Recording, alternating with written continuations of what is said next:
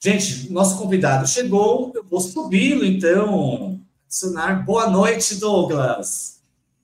Boa noite, Marcelo. Tá me escutando bem? Perfeito, a imagem tá boa, tá tudo ótimo. Tudo bem com você, Douglas? Comigo tá. E com você? Tudo ótimo também. Bom, gente, então Douglas, ele acabou de lançar esse livro, O que é o identitarismo? O que é identitarismo? Esse tema, né, Douglas, que gera guerra civil na esquerda, né? Nós vamos falar um pouco sobre isso. É por uma falta de entendimento e falta também de olhar para as questões, né, atuais.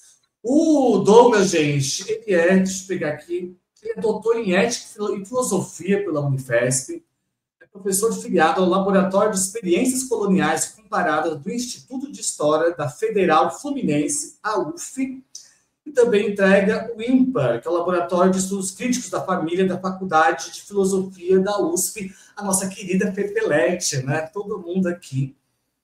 Bom, Douglas, eu quero começar já assim com a pergunta que não quer calar. O que é identitarismo? Bom, quando eu comecei a escrever esse livro, né, eu tinha no horizonte de que essa pergunta seria facilmente respondível. Quer dizer, que eu conseguiria dar uma resposta, porque, enfim, a gente tinha, então, à época e ainda hoje, a ideia de que, bem, os identitários são esses grupos que se fecham em suas bolhas e acabam organizando estereotipias, formas de autoidentificação e por isso são excludentes, né? Quer dizer, eles excluem a diferença. De certa forma, o identitarismo é isso, entretanto, ele é muito mais que isso. Né? Quando eu vou desdobrando as minhas pesquisas, olhando de maneira um pouco mais distanciada, né? Quer dizer, do ponto de vista da orientação histórica, do desenvolvimento histórico, quando eu começo a tentar entender isso, a sombra do capitalismo, né? Eu começo a reparar que, bem, a pergunta vai se deslocar. Né? A pergunta é: qual é a condição de possibilidade na nossa relação social hoje que dá ensejo ao identitarismo? Né?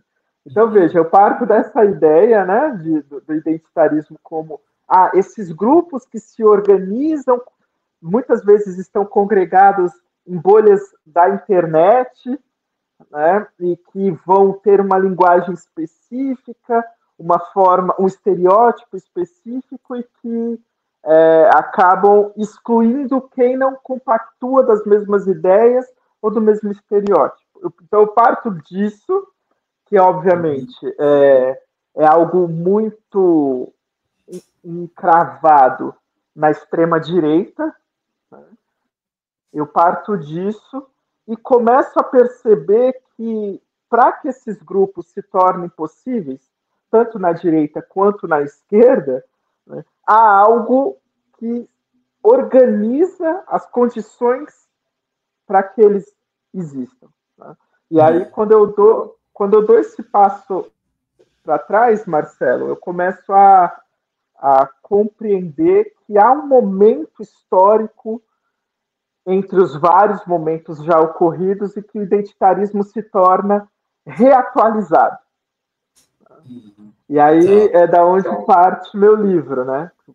Acho que você deve ter lido. Eu quero pegar um ponto que você toca, que já tocou, e ele é um pouco presente no livro inteiro, que é a questão das políticas das identidades, representatividade e neoliberalismo, né? E o neoliberalismo é um tema que você, né, atravessa todo em várias fases, você toca nesse ponto, nos anos 50, 60, 90 e 2000, que ele muda, né? Ele se atualiza. Então, eu quero uma análise sobre esse paradoxo. Por exemplo, vamos pegar o século XXI, os movimentos LGBT e antirracista. E o debate com os produtos culturais, com a indústria cultural. né? E hoje, essas identidades estão em telenovelas populares, estão em séries, livros e pesquisas acadêmicas, etc. Essa identidade, o que é essa presença?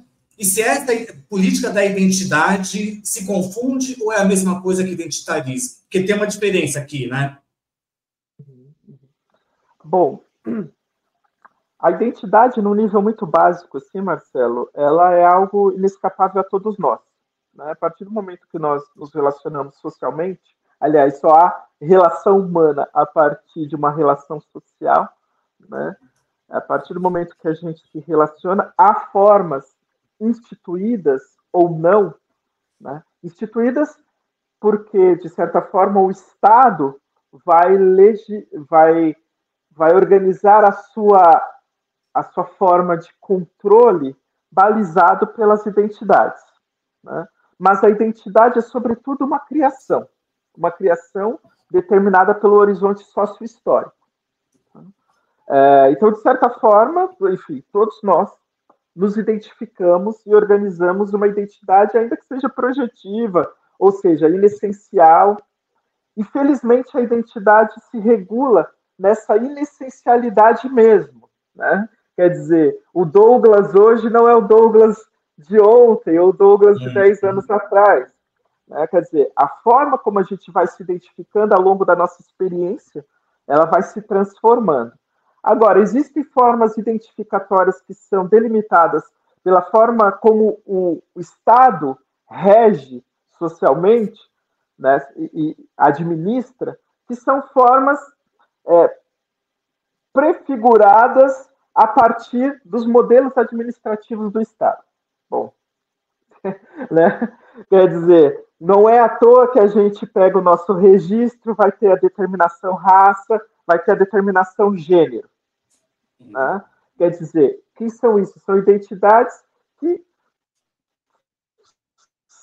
são necessárias de serem incluídas no seu cadastro.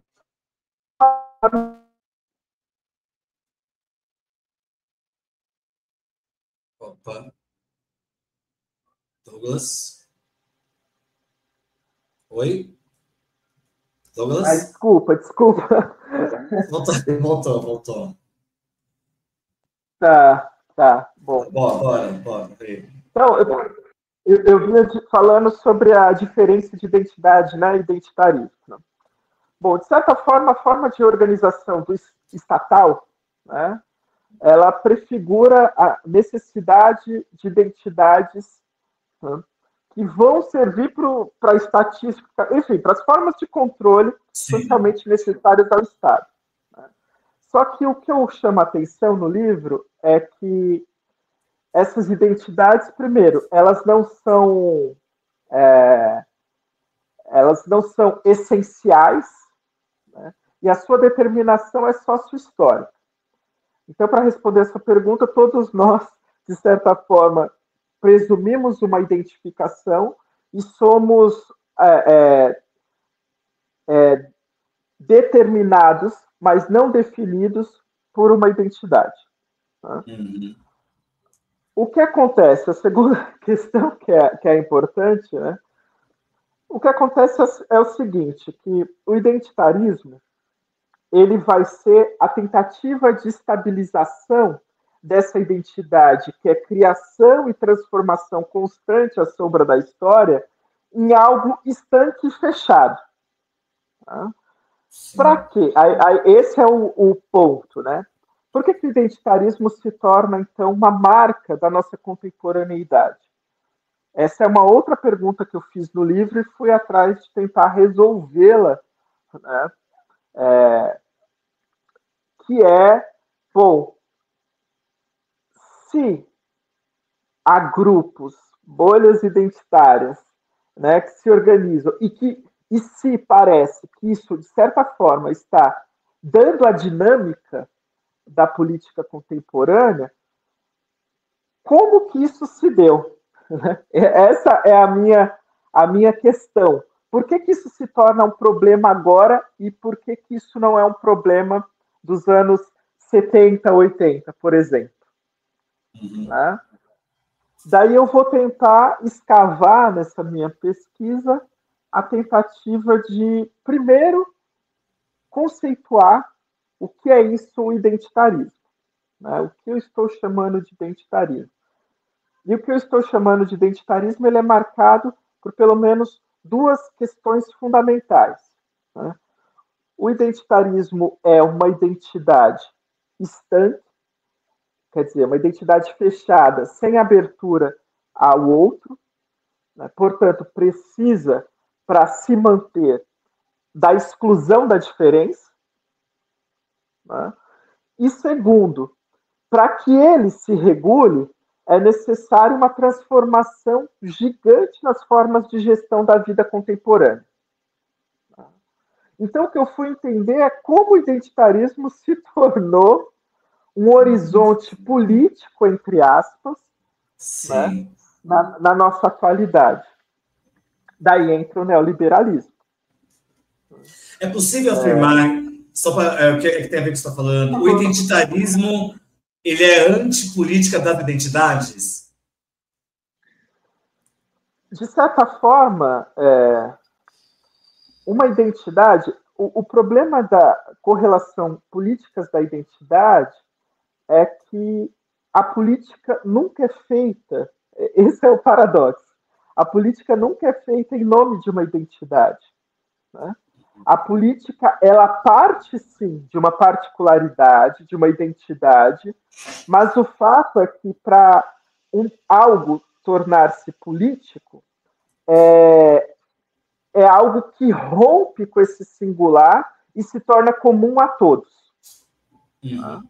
Então, por exemplo, há um paradoxo na ideia de políticas de identidade, justamente porque se você faz algo focado, né, em um grupo, e é óbvio, nós estamos falando de capitalismo, estamos falando da organização que gere a totalidade social. Né? Essa focalização nas políticas da identidade se trata mais de uma forma de gestão dos conflitos possíveis, dos possíveis conflitos sociais, do que propriamente de uma determinação política. Daí, esse é o paradoxo, né? Porque se toda a política parte de uma identidade, mas nela não se limita, né? O que acontece, então, quando a política é orientada apenas pela identidade? Esse é o nosso dilema atual. Não sei se me fiz claro, mas... Não, claro. Eu até estava fazendo essa pergunta, faz sentido, pensando a guerra cultural agora. Né? Extrema-direita, vamos pegar Brasil e PT, né, que representa a esquerda, né, que é reformista, e dentro dela, quem polariza de fato com a extrema-direita, eu quero a tua análise sobre isso, são os movimentos identitários, né? Que é o LGBT, as feministas e o movimento antirracista. São esses três núcleos que hoje racham com a extrema-direita. Né? Só se pegarmos as reações de Nicolas Ferreira, Silas Malafaia, não é sobre o Bolsa Família que eles falam. É banho unissex, é censura, né, por conta do discurso antirracista. Isso também faz parte desse paradoxo, Douglas? Como você analisa essa batalha no Brasil hoje? Bom, eu vou sugerir só um pequeno cuidado, que é os movimentos sociais, né, LGBTQIA+, os movimentos antirracistas, os movimentos negros, né, os movimentos indígenas de luta pela terra, não podem, esse é meu ponto, né, eles não podem ser lidos como movimentos identitários, ainda que isso tenha se tornado, digamos, a casca é essa, né? Se tornou um senso comum chamá-los de movimentos identitários, sendo que, na verdade, cada um desses movimentos reivindica algo que é comum a todos. Porque, por exemplo, vamos pegar o movimento indígena o que o movimento indígena há anos, há séculos, né, está lutando, né, é por uma determinação central que diz respeito a todos nós, que é pela terra. Né? Quer dizer, o que o movimento negro está lutando quando se pensa antirracista e por uma polícia desmilitarizada, né, é contra a violência diária que afeta não só os negros, percebe? Sim. Esse é o ponto que eu acho que a gente tem que deslocar a questão, né? Que não se trata de movimentos identitários, eles são lidos como identitários justamente porque o identitarismo é a despotencialização política desses movimentos. Percebe? Esse é o ponto. Quando a gente passa a ter como fim último uma identidade, o que a gente está fazendo é despotencializar a força política que a própria identidade tem de implicar a nós todos. Percebe? Esse é o ponto. E aí, isso é muito interessante. Eu acho que a gente tem que sempre se deter. Quando a extrema-direita focaliza esses grupos, inclusive vai construir e consolidar, graças aos algoritmos, né, e toda essa disputa que a gente está vendo e que a gente está perdendo, né, quando a extrema-direita passa a focalizar esses grupos através de uma caricatura identitária, né, o que elas querem dizer é justamente que a luta antirracista, né, a luta indígena ou a luta LGBTQI faz parte só daquele grupo. Quando, na verdade, essas lutas implicam a nós todos. Né? E aí é óbvio que a gente também tem que observar que, muitas vezes, nós que estamos desse lado da trincheira caímos nas mesmas armadilhas. Né? Porque o identitarismo, como eu vou afirmar no livro, ele é uma forma de gestão da vida social contemporânea. Né? E isso implica algo profundo e totalizante na nossa realidade. Esse é o ponto. É interessante que você coloca esse ponto dessa leitura falha sobre os movimentos LGBTs, antirracistas, indígenas. Agora, então, é uma pergunta. Por que a esquerda, sempre que sofre uma derrota, transformou esses grupos em espantalho? Vai um exemplo. Tivemos eleição agora aqui em 2024, foi uma surra. Aqui em São Paulo foi uma surra. E assim, a pauta LGBT, antirracista, mobilidade desapareceu. Nós não tivemos debate. E veja que o candidato em São Paulo é uma referência na mobilidade, né, que é o Boulos, e não conseguiu encontrar espaço, né, para fazer esse debate nessa campanha, e em outras capitais também. E passou a eleição, passada a derrota, claro que pegaram o espantalho das LGBTs, né, do movimento travesti e transexual. Na sua análise, Douglas, por que a esquerda tem usado esse espantalho para jogar as suas derrotas? Veja... Eu estou falando esquerda, não se sabe de qual esquerda eu estou falando, né? A esquerda hegemônica, assim, PT, PSB, esses grupos mais hegemônicos. Veja, tem uma coisa muito curiosa aí, Marcelo, porque não é só a esquerda que utiliza esse espantalho. Né? Então, veja, os grupos, esses grupos que reivindicam a sua particularidade e que buscam, né, a potencialidade política, eles são colocados no campo do bode expiatório. Né? Então, quer dizer, é muito mais fácil, o identitário sempre é o outro. Né? Então, é muito mais fácil você culpar esses grupos, né, do que fazer uma leitura estrutural do momento que estamos. Né? E uma autocrítica fundamental que precisamos fazer, mas que sempre deixamos para fazer depois. Né? Então, veja, eu tenho acompanhado, né, também.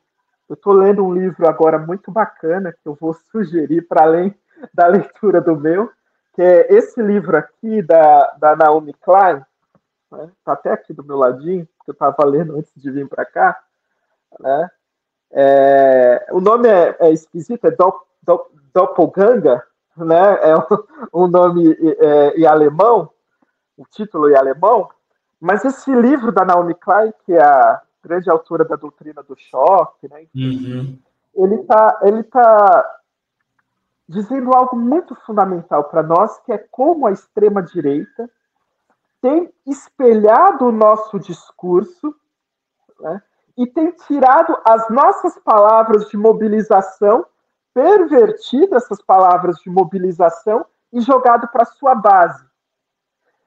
Isso é algo que a gente precisa, de certa forma, apreender e aprender a compreender, porque o que a gente está assistindo hoje com esse espelhamentos dos discursos é quase uma fluidez em que a gente quase não percebe mais a fronteira do que é o discurso da extrema-direita, da direita e o discurso de esquerda. Né? Quer dizer, fica tudo muito móvel, sobretudo, e aí as redes sociais vão ter um papel fundamental nisso, como a gente sabe, os usos que são feitos pela extrema-direita. E agora, né, o que está acontecendo com o Trump e seus aliados com as redes sociais. Então, só estou chamando a atenção, desviando um pouco da sua pergunta. Né? Não, mas tá ótimo. Porque tem algo importante, né, de, basicamente, nós transformamos... O meu objetivo no que é o identitarismo era justamente o quê? Por um lado, me incomodava justamente isso que você está dizendo, Marcelo, dessa construção de um bode expiatório. Se tudo der errado, então a culpa são desses identitários. Tá? Sim. Isso me incomodava, né, porque, enfim, eu sou do movimento negro, né, enfim, participei ativamente da luta pelas cotas e etc, etc. Então, esse tipo de discurso que deslocava essa crítica, né, essa leitura estrutural da nossa realidade para a culpabilização de grupos, esse discurso já me incomodava muito. Por outro lado, também, eu também observava, a partir do interior dos movimentos, que tinha algo de sequestro da ideia de identidade para a manutenção do status quo. Que aí é isso que você está falando, né? Como isso vai aparecendo na Globo, né? Como isso vai... Né? Essa coisa da representatividade vai meio sendo o canto da sereia de uma esquerda que perde um pé em algo fundamental que se chama luta de classes. Então, eu estava nesse meio. Douglas, mas esse canto da sereia da indústria cultural, ele é um paradoxo também, né? Ele é bom e é ruim, né? Ele tem esses dois lados, né? Veja, eu acho que talvez uma questão interessante que a gente poderia fazer é por que agora e por que hoje essa mudança da indústria cultural. Né? E o meu palpite, que espero que não seja infeliz, né, para lembrar do Noel Rosa, né, o meu palpite é que, de certa forma,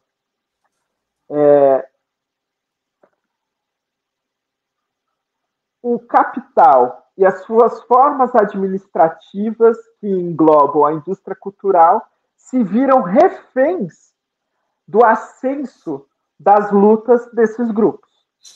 Não dava mais para ignorar. Né? Se não dava mais para ignorar, então o que a gente tem que fazer é mudar para o quê? Para que essa potencialidade política que vem, né, seja refreada. Né? Então, ao mesmo tempo que a gente tem, e aí eu concordo com você, né, é muito importante que uma criança negra, né, veja um herói negro, né, ou uma princesa negra. Afinal, esse é o limite que temos numa indústria, né, cultural que foi delimitada também pela racialidade, também pela estrutura de um gênero binário. Né? Então, veja. E é interessante, Marcelo, ver a contrapelo disso, como isso vai incomodar de maneira radical quem, na verdade, são os verdadeiros identitários da história toda, que é o homem branco, burguês e patriarcal.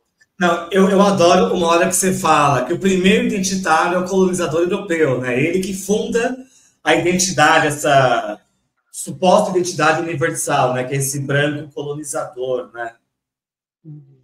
Você trabalha com essa ideia, que eu acho que é muito importante também isso, acho. Que é universal excludente, né? Universal. Isso, isso. É o chamado universal abstrato, né? Como Hegel né? vai chamar, que é justamente quando eu falo isso, né? Que o primeiro identitário foi o colonizador. Isso causou um rebu, né? A galera ficou brava, mas como assim? Isso é anacrônico. Mas a questão que eu vou elaborar no livro é que, de certo modo, durante toda a história da humanidade, a gente teve formas de identificação, né, que estavam muito ligados ao vínculo sanguíneo, patrilinear, matrilinear, ligado ao território. Durante toda a história humana, a gente, de fato, né, quando a gente pensa a polis grega, como que era o espartano e a sua autoidentificação, o ateniense, o persa. Então, de certa forma, sim, né, essas identificações, essas identidades se projetavam ao longo da história. Mas há algo na modernidade que é fundamental. E é esse meu ponto para chegar à conclusão, a essa conclusão que causou tanta comoção, né, que é a seguinte: na modernidade, nenhum momento antes da modernidade, uma identidade foi construída como vínculo de exploração, sacrifício e morte. Esse é o ponto. E que identidade é essa? A identidade racial. Só mais, você não cita, mas vai ao encontro da tese da biopolítica do Foucault, né? Ele fala da modernidade e a fundação da raça. Ele fala uma ruptura com a antiguidade, com tudo, né? Vai sentir é isso, né? A modernidade ela põe um muro, né? Com o mundo antigo, quando ela racializa, né? O colonizado, a pessoa negra e o branco europeu, claro. E essa é a grande questão, porque aí você tem a construção de uma identidade que se organiza para ser explorada e desumanizada e usada como um objeto. Né? E é claro que quando você faz isso, né, o gesto do colonizador ao fazer isso, também é projetar uma identidade para si próprio. Né?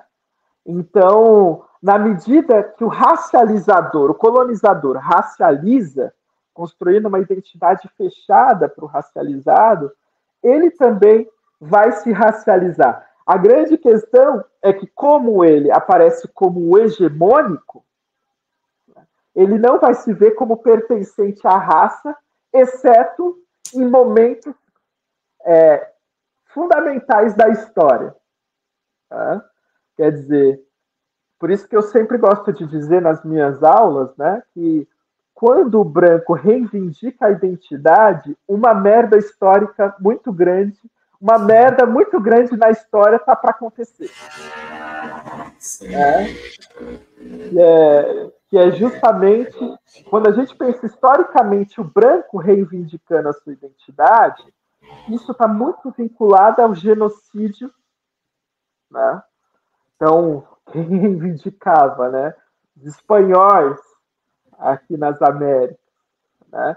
Depois Hitler, que é o grande exemplo, talvez o exemplo máximo de um branco reivindicando a sua identidade racial. Né? E é por isso que essa identidade racial que é construída à sombra do processo de modernização que vai desembocar no capitalismo, né? Ela é uma identidade fechada, estanque, em que eu dou ao outro o nome, né, e o objetifico nessa camisa de força racial. Por isso que eu afirmo que o primeiro identitário moderno é o colonizador. né? Porque ele constrói uma identidade fechada para gerir as colônias, objetificando todos os grupos humanos pertencentes a essa identidade que ele próprio criou. Então, acho que essa tese, como chama aquele, acho que é um poeta anticolonial que influencia o Fanon, ele tem um poema que ele fala justamente sobre isso. O Aimé Césaire, isso. Ele tem um poema que ele fala, né, sobre quem é o primeiro identitário, ele fala, né, que ele está pré-nazismo, acho que é o mundo pré-nazista lá, que então ele fala também um pouco, né, disso. Isso é muito importante. Tem outro debate também que você coloca aqui, Douglas, e aí eu lembrei do último livro do Paul Preciado, que é o Disforia Mundi, e ele trava um debate muito próximo do seu, que ele coloca ali a questão do outro, o Estado-nação, e ele coloca no balaio a questão do petróleo, né? E por que a guerra às drogas não é terminada. Ele faz uma relação ali interessante, mas eu quero saber a tua opinião, então você coloca, se para sair do identitarismo, teria que, então, deixarmos para trás a ideia de Estado-nação? Na verdade, isso é muito curioso, porque, assim, né, a ideia de Estado-nação, de certa forma, já ficou para trás. Né? Quer dizer, você tem o Estado transnacionalizado, quer dizer, todas as medidas estatais, atualmente, eles passam por agências externas de controle que vão mediar as políticas que devem ser adotadas por um Estado. Veja, aqui a gente já perdeu algo fundamental que orientou a ideia de política no século XX, né, que é a ideia de soberania. Né? Veja, o Estado, essa é a questão. O Estado, hoje, pensado enquanto território, pensado enquanto nação, ele é devedor de agências reguladoras que estão fora dele.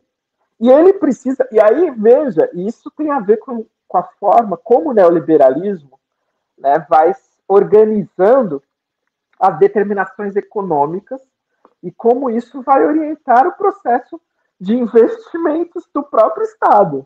Se o Estado não cumpre metas reguladas por agências externas, ele perde a sua capacidade de obter investimentos. Portanto, ele quebra.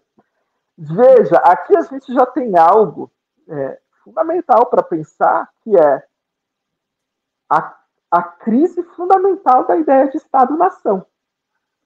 Agora, o curioso, Douglas, que a barbárie é em nome do Estado ainda, né?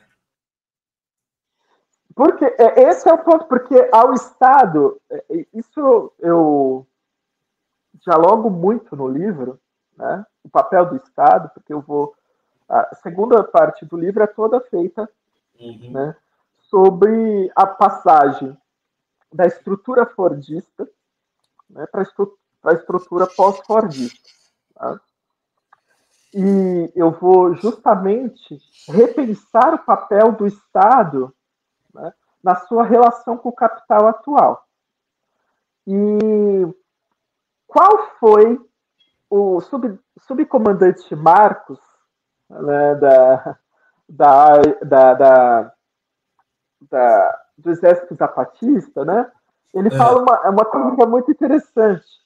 A partir da segunda metade do século XX, mais exatamente a partir dos anos 70, o Estado ele começa a fazer um striptease. Um striptease para os capitalistas, né, que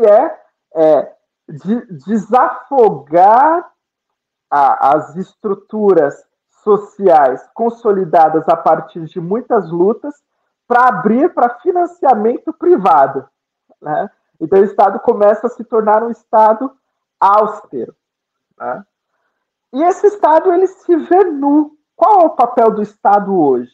Essa é a lição que eu acho que a gente não pode esquecer, sobretudo quando a gente está tão interessado na política. O papel do Estado hoje é se tornar, convencer investidores externos e internos que ele é rentável, né? Portanto, o Estado hoje ele se torna uma empresa, né? E assegurar que não haja conflito político. Então, o Estado se reduz a ser um manager e a ser um Estado policial.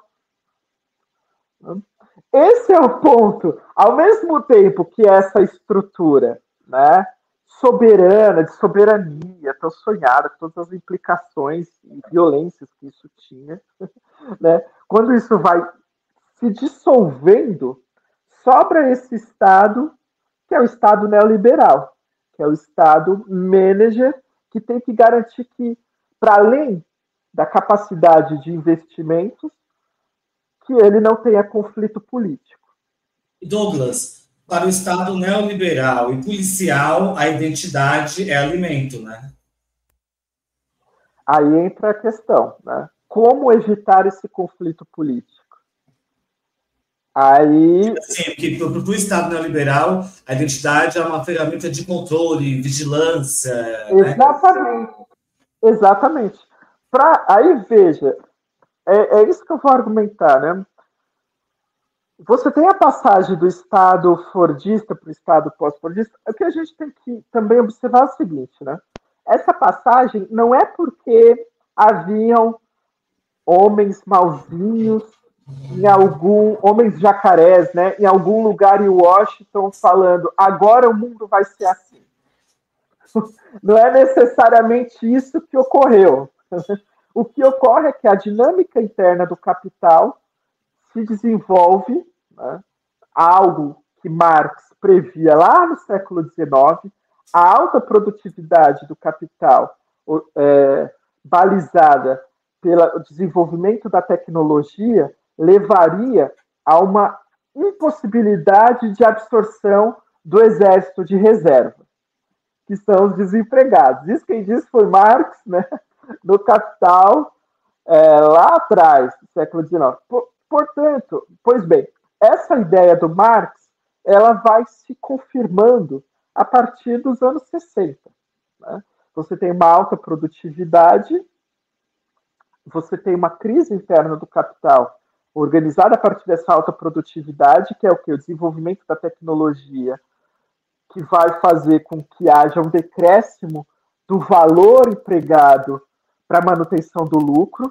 Então, você tem uma crise do lucro, do capital. Né? Como que isso vai ser respondido lá nos anos 60 e 70? Isso vai ser respondido por aquilo que a gente vai chamar de reestruturação produtiva, que abre as portas à globalização. A globalização é a globalização do quê, em primeiro lugar? Da indústria. Né? As indústrias que eram localizadas no centro do capitalismo criam unidades de produção em volta do globo em busca do quê? De condições melhores para a manutenção da taxa do lucro.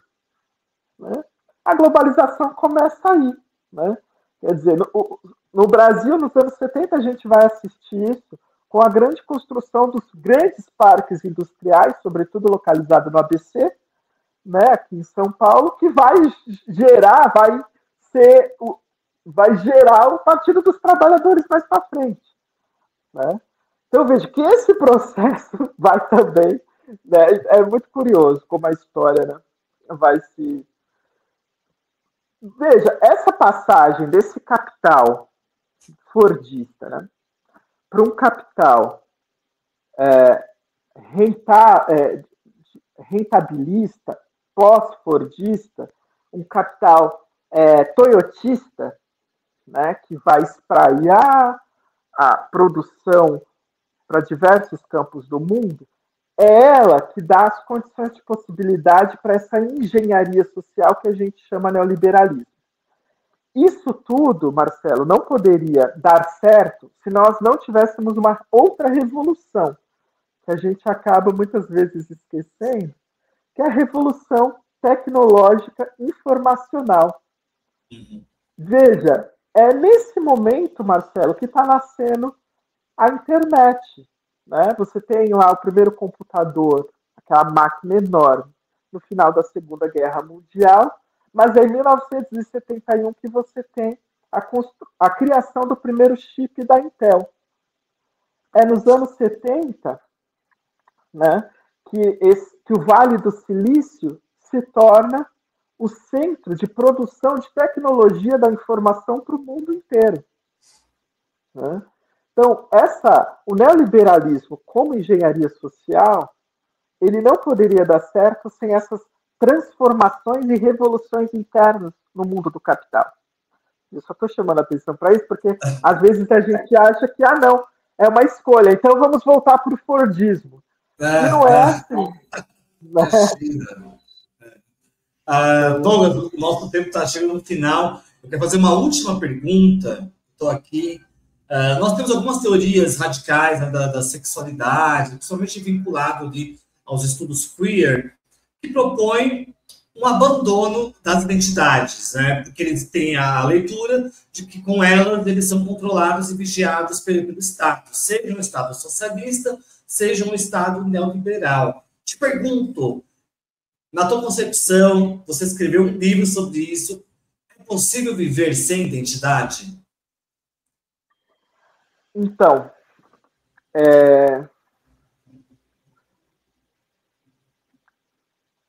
quando eu entendo o apelo, né, da ruptura com a ideia de identidade, daí eu acho, Marcelo, que isso é uma confusão que entra por uma outra porta, né? Quer dizer, a identidade como um viés de controle, ela está muito vinculada à própria noção de como o Estado legisfera sobre as identidades e como as organiza. De fato, a identidade ela é uma quimera. Esse é o ponto, né?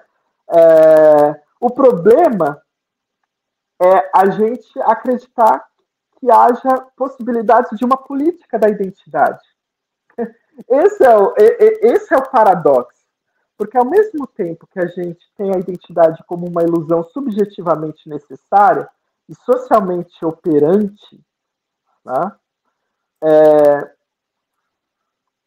o grande paradoxo que temos que resolver é entender o quanto ela não tem nada de substancialidade. Né? Do ponto de vista de uma subjetividade, não é possível abdicar da identidade. Né? Mas, do ponto de vista da política, é mais que necessário. A conta é insolúvel, essa, né?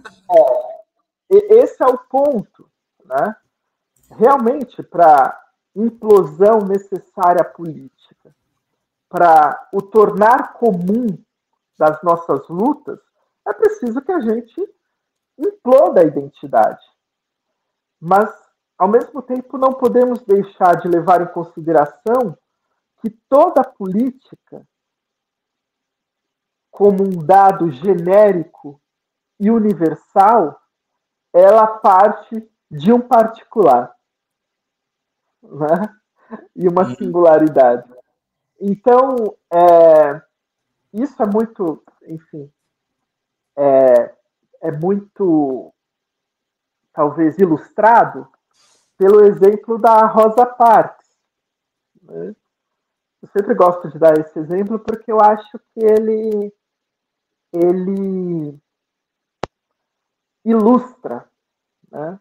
Porque a grande questão é como que nós vamos abdicar, por exemplo, da negritude ou da identidade racial, sendo que, do ponto de vista social, somos a todo momento identificados racialmente. Sim. Sabe? Seja pelo cadastro que a gente tem que responder, seja pela polícia. E aí o exemplo da Rosa Parks, eu acho que ele é muito ilustrativo, porque vai mostrar como essa mulher... Bom, vou contar a história para os nossos, né, espectadores. A Rosa Parks é uma militante negra em pleno, aquilo que a gente chama, do meu ponto de vista, de maneira equivocada, de direitos civis, luta dos direitos civis dos Estados Unidos, que para mim aquilo é uma luta socialista no solo do Império, né, que foi adocicado depois pela história oficial como luta pelos direitos civis, mas Rosa Parks entra num busão e em plena segregação, né? A lei de segregação totalmente ativa, e tem um lugar branco, do branco, sem ninguém. E ela se decide sentar nesse lugar porque todos os outros estavam ocupados. E o motorista para o ônibus, os brancos olham escandalizados para aquilo e pedem para ela levantar. Ela diz que não vai levantar e que pode seguir viagem. Eles se recusam, né? E aí se liga para a polícia. Isso, veja, esse é o ponto, né? A Rosa Parks, primeiro ela senta no lugar de um branco, né? Ou seja, ela está fora do lugar dela, né? Ela, ao fazer esse gesto, que é simples para nós, né? Sim. Não para aqueles que viviam nessa segregação. É um gesto de muita coragem. Mas ao fazer isso, ela não está colocando os negros só em causa. Percebe? Ela está colocando aquilo que a gente chama de humanidade. Sim. Então, veja, esse gesto, que é um gesto ético, fundamentalmente ético. Exatamente. Ela não fala em nome de uma identidade, mas fala em nome da humanidade. Esse é o ponto, né, que eu tento chamar a atenção. Né, Não, de maneira... e a atitude dela desemboca em vários. Eu estava tentando lembrar, mas eu acho que uma das personagens de Selma é ela, né, que vai desembocar em várias manifestações depois. Porque tem um outro filme também que mostra as várias tentativas dela ocupar, que agora mais me fugiu. São dois filmes. Um é o Selma, que ela é uma das personagens, e tem um outro também que acompanha. Ela vai tentando ocupar os bancos. E os colegas dela, mas de novo você foi fazer isso? E ela apanha, ela vai lá de novo. Né? Porque a gente tem só a fotografia, mas foram várias vezes que ela foi, né, e ocupou esse banco e apanhou e vira uma grande coisa. Eu gosto muito que você põe o ponto da ética, e ela mexe com toda uma estrutura, né? Veja, sentar num banco, né, que é lugar, né, raça, geografia, né? Eu estava falando, eu lembrei da Bell Hooks, falava muito, né? O deslocar geográfico do negro dos Estados Unidos. Ela conta, quando ela chega na universidade, nunca ia no bairro dela, mas ela ia no bairro deles, né? E isso para ela vira uma questão educacional toda para ela. Douglas, nosso tempo acabou. Aqui ficaria 3 horas conversando, né? Vocês vejam como o debate da identidade, gente, ele é amplo e envolve muitas questões. É uma pena que o nosso campo, parte do nosso campo, não tenha preguiça. Eu chamo de preguiça de olhar para isso de outra forma. Então, Douglas, parabéns pelo livro. Está todo rabiscado no meu aqui já. Né, eu me preparo, gosto de ler para fazer as entrevistas. Parabéns pelo trabalho e muito obrigado por ter topado o nosso convite aqui, por ter dado essa entrevista. Bom, eu que agradeço, fico à disposição, muito feliz de estar aqui com a Fórum, tá? E, enfim, muito feliz. E só para uma última, né, questão, para voltar para o movimento queer, né, e a sua reivindicação, eu acho fundamental a gente perder essa relação essencial com a identidade. Eu acho que a gente realmente, talvez a luta para o século XXI, é justamente a gente dessubstancializar todo o restolho colonial e patriarcal que o capitalismo trouxe consigo. Aí tem a questão, só que a gente só vai se livrar disso se livrando também dessa máquina de moer gente que é o capitalismo. Então, para mim, a nossa luta, ela tem uma força gravitacional que a gente não pode deixar de lado, que é a luta anticapitalista, né? Então, sim, temos que dessubstancializar as identidades, mas temos também que olhar para as condições de possibilidade que organizar essas identidades e a realidade material que temos que superar para essas identidades não serem mais substanciais a um sistema que explora, mata e massacra a todo momento. Acho que esse é o meu recado. Perfeito. Muito obrigado, Douglas. Boa noite. E é isso. Um beijo e bom final de semana. Tchau, tchau. Valeu, Marcelo. Beijo. Bom final de semana para nós. Bom, pessoal, vou reforçar aqui como dica cultural o livro do Douglas. Vocês viram, né, a conversa, dá para ficar mais 2 horas conversando aqui. Então, gente, o que é identitarismo acabou de sair pela Boitempo. Vale muito ler, eu adorei, é um livro provocador. Vocês viram aí, o Douglas é maravilhoso, entende do assunto. Gente, então é isso. Muito obrigado. Bom final de semana. E a partir da semana que vem, a Sinara está de volta no comando do Brocol e do Programão. Um beijo. Tchau, tchau.